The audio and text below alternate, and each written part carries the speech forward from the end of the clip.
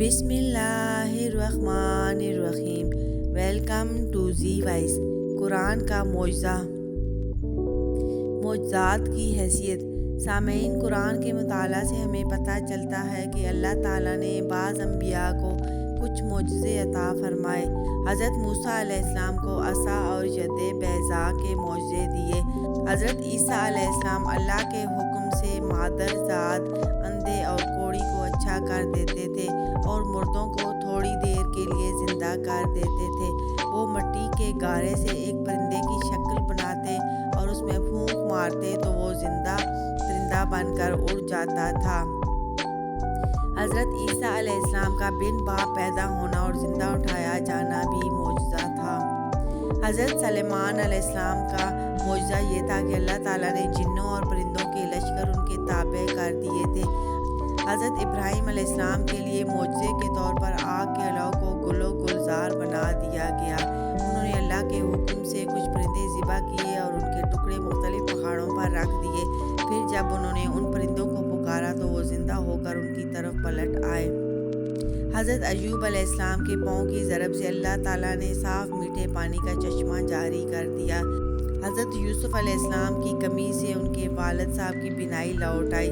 حضرت صالح کے ہاتھوں ایک اونٹنی معجزے کے طور پر پیدا ہوئی جسے اللہ کی اونٹنی کہا گیا۔ حضرت زکریا اور حضرت ابراہیم علیہ السلام کو بڑھاپے میں 5 بیویوں کے ذریعے اولاد دی گئی۔ حضرت یونس علیہ السلام کو مچھلی کے پیٹ سے زندہ نکال لیا گیا۔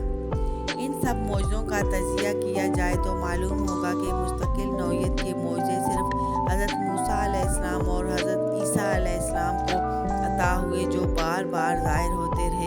کچھ حد تک حضرت سلیمان علیہ السلام کے لیے جنوں اور پرندوں کی لشکر مسخر کرنا بھی ایک مستقل نوعیت کا معجزہ تھا جو عمر بھر ان کے ساتھ رہا۔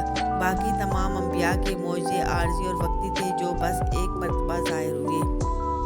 اہم بات یہ ہے کہ 1,24,000 انبیاء میں سے صرف چند انبیاء کو ہی معجزے دیے گئے اور ان میں سے بھی اکثر معجزے وقتی اور عارضی تھے۔ حضرت نوح علیہ السلام، حضرت ہود علیہ السلام، حضرت یعقوب علیہ السلام، حضرت اسحاق علیہ السلام، حضرت شعیب علیہ السلام جیسے جلیل القدر انبیاء کے بارے میں کسی معجزے کا ذکر قرآن میں نہیں ہے۔ اسی طرح بنی اسرائیل کے اکثر انبیاء کے بارے میں کسی معجزے کا ذکر نہیں ہے۔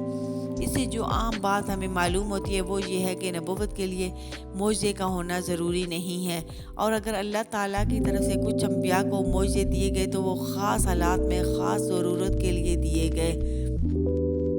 انبیاء کا کام اللہ کا پیغام لوگوں تک پہنچانا اور عقلی دلائل سے اس پیغام کی صداقت ان پر واضح کرنا تھا۔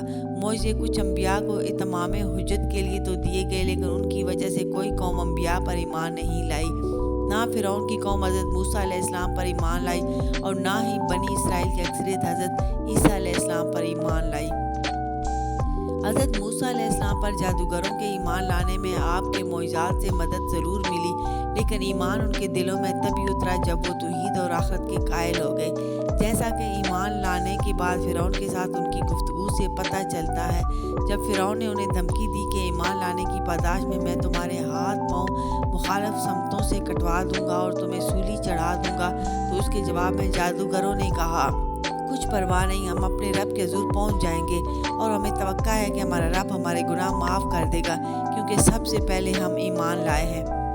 سامعین، ہاتھ پاؤں مخالف سمتوں سے کٹوانے سے مراد یہ ہے کہ اگر دایاں ہاتھ کاٹا جائے گا تو پھر بایاں پاؤں کاٹا جائے گا، اور اگر دایاں پاؤں کاٹا جائے گا تو پھر بایاں ہاتھ کاٹا جائے گا۔ ظاہر ہے کہ اس قسم کا ایمان محض لاٹھی کو سانپ بنتا دیکھ کر حاصل نہیں ہوتا، بلکہ حقیقت کے ادراک سے حاصل ہوتا ہے۔ پھر نبی کریم حضرت محمد صلی اللہ علیہ وآلہ وسلم کے بعد اب قیامت تک جتنے لوگ بھی ایمان لائے اور آئندہ لائیں گے ان کو معجزہ دکھانے کے لیے کوئی نبی موجود نہیں ہے۔ وہ تو عقلی دلائل سے اسلام اور قرآن کی عقائد کو جان کر ہی ایمان لائیں گے۔